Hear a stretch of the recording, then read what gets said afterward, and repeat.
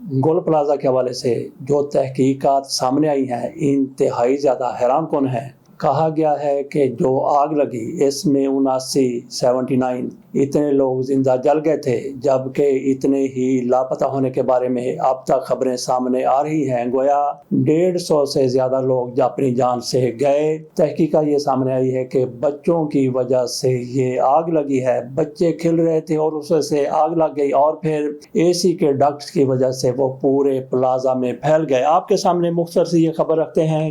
گول plaza میں آگ بچوں کے ہاتھوں لگی، اے سی ڈکٹس کے ذریعے پھیلی، 79 اموات ہوئیں۔ بچے گراؤنڈ فلور پر فلاور شاپ میں کھیل رہے تھے۔ آگ رات 10:15 پر لگی۔ ڈپٹی کمشنر کی طرف سے یہ کہا گیا ہے۔ ڈپٹی کمشنر کہتے ہیں کہ 10:30 بجے پہلا فائر ٹینڈر وہاں پہ پہنچ گیا تھا۔ آگ کیوں نہ بجھ سکی؟ کیا پورے پلازے کی آگ بجھانے کے لیے ایک فائر ٹینڈر کافی تھا؟ بہرحال بڑے سوالات ہیں۔ حکومت کی طرف سے جاری ہونے والی اس رپورٹ کو اپوزیشن کی طرف سے مسترد کیا گیا ہے۔ اپوزیشن کون سی ہے؟ وہاں پہ ایم کیو ایم والے اپوزیشن میں ہیں اور یہ ان کے گلے پڑے ہوئے ہیں، حکومت کے گلے پڑے ہوئے ہیں، جو وہاں پہ صوبائی حکومت ہے، پیپلز پارٹی کی حکومت ہے۔ ان کی طرف سے بار بار مطالبہ کیا جا رہا ہے کہ جس طرح سے گول پلازا کو آگ لگی، ذمہ داری قبول کرتے ہوئے مراد علی شاہ کو استعفی دے دینا چاہیے، شرجیل میمن کو استعفی دے دینا چاہیے اور مرتضی وہاب جو وہاں کے میئر ہیں ان کو بھی استعفی دے دینا چاہیے۔ دو حکومتی اتحادی ہیں، یہ آپس میں بھیڑ گئے ہیں، جبکہ مرکزی حکومت جن کے یہ اتحادی ہیں وہ وہاں پہ بیٹھی ہوئی گھومر جھومر ڈال رہی ہے۔ وہ ان کو لڑتے ہوئے دیکھ کے خوش ہے، کیونکہ یہ دونوں بھی اسی حکومت کے کبھی رجیم کے گلے پڑ جاتے ہیں۔ اگلی خبر کی طرف چلتے ہیں۔ یہ سہیل افریدی صاحب کے حوالے سے خبر ہے۔ وہ جس طرح سے حکومت کو چٹکی کاٹتے ہیں، چٹکی نہیں کاٹتے بلکہ چنگاری پھینکتے ہیں اور پھر یہ حکومت اس میں جلنا شروع ہو جاتی ہے۔ ان کے خلاف کیا کیا بیان بازی آ جاتی ہے۔ کل ان کی طرف سے مزید ایک تقریر کر دی گئی، اس میں بھی انہوں نے حکومت کو آگے لگایا اور پھر حکومت کی طرف سے کیا کیا گیا، حکومت کس طرح سے بے قابو ہو گئی، کس طرح سے ان کے خلاف کھڑی ہو گئی کہ ان کے وارنٹ گرفتاری جاری کروا دیے گئے اور یہ وارنٹ گرفتاری جاری کروائے گئے ہیں 9 مئی کے حوالے سے۔ وہ کہتے ہیں کہ میرا اس میں کوئی ذکر نہیں تھا، لیکن جس طرح سے ریڈیو پاکستان پشاور کو آگ لگی، جس طرح سے وہاں پہ سارا کچھ ہوا تو اس کی فرانزک انہوں نے کروائی لاہور سے، اور لاہور سے کیسے فرانزک ہوئی۔ بہرحال یہ ایک الگ ایشو ہے، لیکن اس میں قرار دیا گیا کہ یہ بھی وہاں پہ موجود تھے، وہ بھی وہاں پہ موجود تھے، کئی لوگوں کو شامل کر دیا گیا۔ سہیل افریدی کہتے ہیں کہ میرے سے کوئی تعلق نہیں ہے، میں وہاں پہ موجود نہیں تھا۔ بہرحال وارنٹ گرفتاری جاری ہو گئے۔ کہا جاتا ہے کہ ایسی رپورٹیں عدالتیں قبول نہیں کرتی، وہ کہتی ہیں کہ گواہ یہاں پہ لائے جائیں۔ تو یہ سہیل افریدی کا کیس ہے، عمران خان کا کیس ہے، عمران خان کے ساتھی کا کیس ہے، تو یہاں پہ سب چلے گا۔ یہاں پہ بچوں کی گواہی بھی چلے گی اور جو بھی گواہی کے لیے آ گیا وہ چریا ہے یا مست ہے یا کوئی بھی ہے، نشے میں ہے، اس کی گواہی بھی چلے گی، کیونکہ معاملہ عمران خان کا ہے، سہیل افریدی کا ہے۔ چلتے ہیں ایران۔ وہاں پہ ٹرمپ کی طرف سے بار بار ایران کو دھمکیاں دی جا رہی ہیں۔ ایک مرتبہ تو یہ بھی کہہ دیا گیا کہ اگر مجھے کچھ ہوا تو اس کو صفحہ ہستی سے مٹا دیا جائے گا۔ اب ان کی نئی دھمکی سامنے آئی ہے کہ ایک بحری بیڑا پہلے اس علاقے میں پہنچ گیا ہے، دوسرا بھی چل پڑا ہے، وہ بھی پہنچنے والا ہے۔ انہوں نے کہا کہ ایران مذاکرات کی ٹیبل پر آئے، ہمارے ساتھ مذاکرات کرے، نہیں تو پھر اس کے ساتھ ہم یہ کریں گے کہ دنیا دیکھے گی۔ اس پر بھی بات کرتے ہیں، مزید اس خبر کو دیکھتے ہیں، لیکن پہلے یہ بھی تھوڑا سی بات کر لیں کہ جس طرح سے برطانیہ ہو گیا، فرانس ہو گیا، جرمنی ہو گیا، وہ گرین لینڈ کی بات کرتے ہیں تو وہاں پہ ٹرمپ کے گلے پڑ جاتے ہیں، پوری یورپی یونین ٹرمپ کے گلے پڑ جاتی ہے۔ اور جس طرح سے امن بورڈ بنایا گیا، جن ممالک کا نام لیا ہے، جو اس کی بھی مخالفت کر رہے ہیں، وہ کہتے ہیں کہ اس میں ہم نے شامل نہیں ہونا، وہاں پہ ٹرمپ کو یہ آنکھیں دکھاتے ہیں۔ لیکن ایران کے حوالے سے یہ کہتے ہیں کہ ہمارے اڈے موجود ہیں، آپ ایران کے خلاف حملہ کرنے کے لیے جس طرح بھی ہمارے اڈے استعمال کرنا چاہیں کر سکتے ہیں۔ یہاں پہ ایک اور بڑی زبردست پیش رفت سامنے آئی ہے۔ محمد بن سلمان کی طرف سے، جو ولی عہد ہیں سعودی عرب کے، ان کی طرف سے کہا گیا ہے کہ ہرگز ہم اپنی سرزمین ایران پر حملے کے لیے استعمال نہیں ہونے دیں گے۔ اس سے پہلے متحدہ عرب امارات کی طرف سے بھی ایسا ہی اعلان ہو چکا ہے۔ اب چلتے ہیں ٹرمپ کے بیان کی طرف، جس طرح سے انہوں نے دھمکیاں دی ہیں۔ ٹرمپ کیا کہتے ہیں؟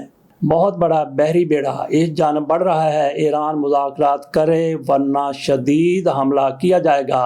دوسری طرف ایران کی طرف سے بھی آبنائے حرم کے قریب مشقوں کا اعلان کیا گیا ہے۔ فضائی حدود خطرناک قرار اور واضح محدود کر دی گئی ہیں۔ ٹرمپ مزید کہتے ہیں کہ وقت تیزی کے ساتھ ختم ہو رہا ہے، معاملہ نہایت اہم ہے، ایران منصفانہ معاہدہ کرے۔ ٹرمپ صاحب کے اس معاملے پر مذاکرات ان سے کرنا چاہتے ہیں، وہی جوہری معاملہ جس طرح سے ٹرمپ کی طرف سے پہلے حملہ کیا گیا تھا اور کہا گیا تھا کہ کئی سال تک ایران دوبارہ سے ایسی صلاحیت حاصل کرنے کے قابل نہیں ہے، لیکن 2-4 مہینے بعد ہی ٹرمپ کو پھر خیال آ گیا، پھر حملہ کرنے کے لیے اور مذاکرات کے لیے ایران کو کہہ رہے ہیں۔ تو اس کو ناظرین آپ ٹرمپ کی شخصیت کے حوالے سے کیا کہیں گے، کیا تجزیہ کریں گے کہ ایسا پاگل آدمی امریکہ کا صدر بنا دیا گیا ہے جو پوری دنیا کو بد امنی کی آگ کی لپیٹ میں جھونکنا چاہتا ہے۔ تھوڑی سی بات کر لیتے ہیں اجیت پوار کی۔ یہ مہاراشٹر کے نائب وزیر اعلیٰ تھے، ایک دورے پر ممبئی جا رہے تھے، وہاں پہ ان کا جہاز لینڈ ہونے سے پہلے کریش کر گیا۔ وہاں پہ انہوں نے کچھ جلسوں سے خطاب کرنا تھا، انتخابی جلسے ہو رہے تھے، لیکن لینڈنگ میں مشکل پیش آئی تو ایک دفعہ تو یہ جہاز لینڈ کرتے کرتے اوپر چلا گیا اور اوپر جانے کے بعد دوبارہ جب اس نے لینڈنگ کی کوشش کی تو اسی دوران یہ جہاز زمین کے ساتھ ٹکرایا اور ٹکرانے کے بعد اس کے پر خچے اڑ گئے۔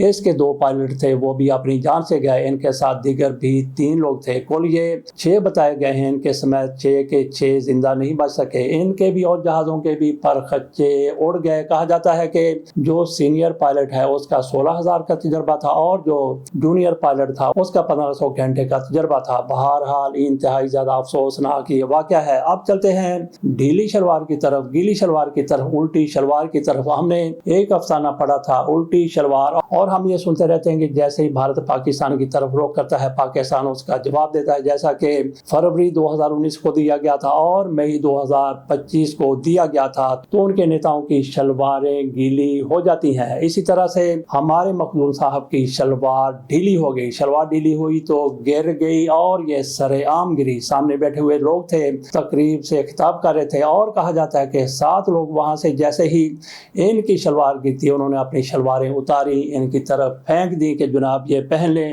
اور ان کے قریب جو بندہ کھڑا تھا وہ بھی بھاگا آیا۔ جیسے گیلانی صاحب کی اس پر نظر پڑی، ان کی اپنی شلوار پر، کہتے ہیں کہ بعد میں نظر پڑی، انہوں نے دیکھا کہ بندہ بھاگا دوڑا میری طرف آ رہا، وہ سٹیج پر ہی موجود تھا۔ تو گیلانی صاحب کو شک ہو گیا کہ یہ نہ ہو کہ میری شلوار اٹھا کر یہ بھاگ ہی جائے، تو انہوں نے فوری طور پر اپنی شلوار اٹھائی، اس کو دوبارہ سے باندھا، تو ان کی شلوار کیسے گر گئی، نیچے انڈر ویئر پہنا ہوا تھا یا پھر پاجامہ پہنا ہوا تھا، یہ بھی کچھ پتہ نہیں ہے۔ بہرحال ہمارے مخدوم صاحب ننگے ہو گئے اور انہوں نے پھر اپنا نالا کوٹ کے بن لیا، جس کو ناڑا بھی کہتے ہیں۔ ہو سکتا ہے کہ وہ واش روم گئے ہوں، نیچے پاجامہ پہنا ہو اور ان سے جس طرح سے گانٹھ دی جاتی ہے ناڑے کو اس طرح سے گانٹھ نہ دی گئی ہو، ناڑا ڈھیلا رہ گیا ہو اور ان کا ناڑا گر گیا۔ بہرحال یہ نہیں کہا جا سکتا کہ ان کا گندا نالا تھا، یا پھر جس طرح سے ایک لطیفہ مشہور ہے کہ ایک بندہ سفر کر رہا تھا تو بار بار کنڈکٹر کی طرف سے کہا گیا کہ گندے نالے والے نیچے آ جائیں، گندے نالے والے نیچے آ جائیں، کیونکہ وہ سٹاپ کا نام تھا، اور وہ بندہ اٹھا جس سے شک تھی کہ میرا نالا شاید گندا ہے، تو وہ اتر گیا، وہیں پہ اتر گیا اور وہاں سے پھر کیسے گیا۔ بہرحال گندے نالے والا ایک لطیفہ تھا، ہمارے مخدوم صاحب کا نالا یقینی طور پر گندا نہیں ہوگا۔ بہرحال جیسا بھی تھا وہ ڈھیلا بندہ گیا اور نیچے گر گیا۔ اس کے ساتھ اجازت دیجیے، اگلے ویلاگ میں آپ کے لیے مزید بھی ایسی خبریں لے کے آئیں گے۔ اللہ حافظ۔